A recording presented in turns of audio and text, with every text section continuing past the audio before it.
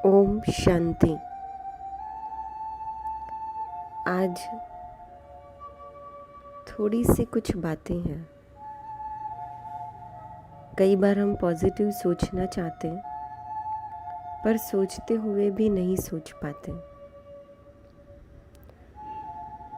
तो उसका कारण क्या है या उस समय क्या करें?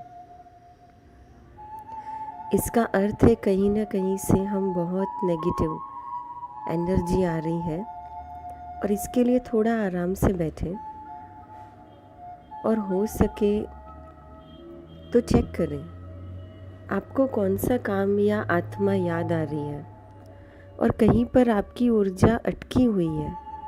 इसीलिए बड़े प्यार से उस आत्मा को शुभकामनाएं भेजें, माफ़ी मांगें, या अगर उससे कोई भूल हुई है तो माफ़ कर दें। साथ ही साथ अपने लौकिक कार्य को भी समय दें।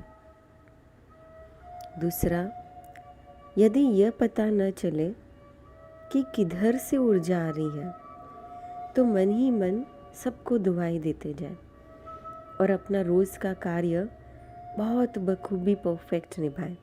दुआएं दें धरा की समस्त आत्माओं को, 5 तत्वों को, अर्थात पूरी धरा पर हर चीज़ को, हर एक को। यह अभ्यास मैंने खुद 1 साल किया था, बहुत सुंदर लगा।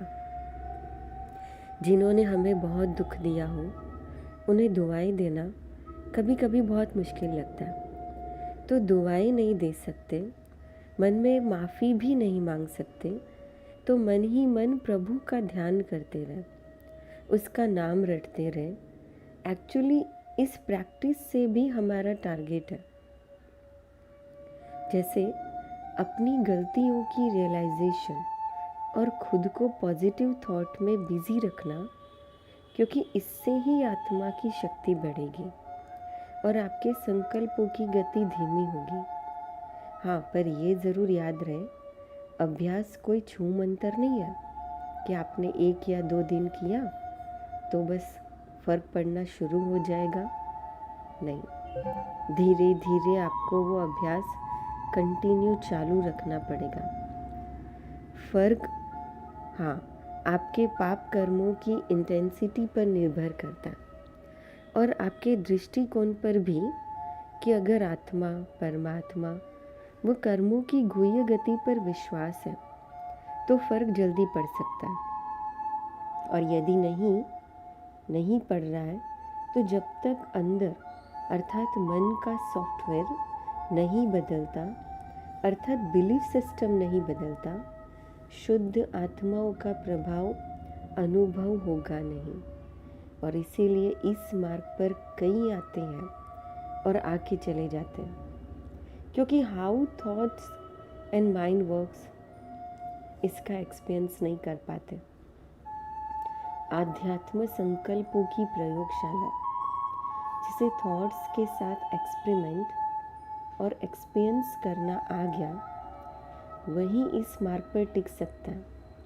और इसलिए ये मत सोचिए कि यहाँ कोई जादू मंत्र होता है या योगियों को विघ्न क्यों आते हैं, नहीं आने चाहिए।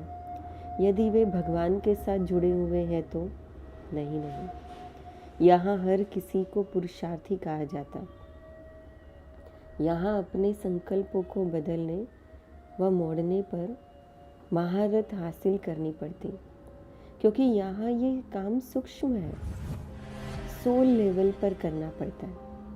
और पिछले 63 जन्मों के शरीर के साथ रहने की वजह से खुद को शरीर समझने की बहुत गहरी आदत पड़ी है और इसीलिए इससे हम पुरुषार्थ में कहीं ना कहीं गिरते हैं और संभलना भी पड़ता है।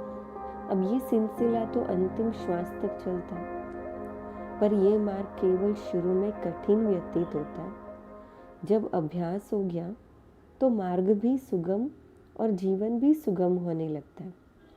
हर चीज़ अपनी मुट्ठी में अनुभव होती है और इसलिए हर किसी को इस मार्ग का रुख करना चाहिए, क्योंकि आज नहीं किया तो समय करवाएगा और इसके अलावा खुशी का और कोई रास्ता नहीं है, न तो इस जन्म में और न ही अगले जन्म में।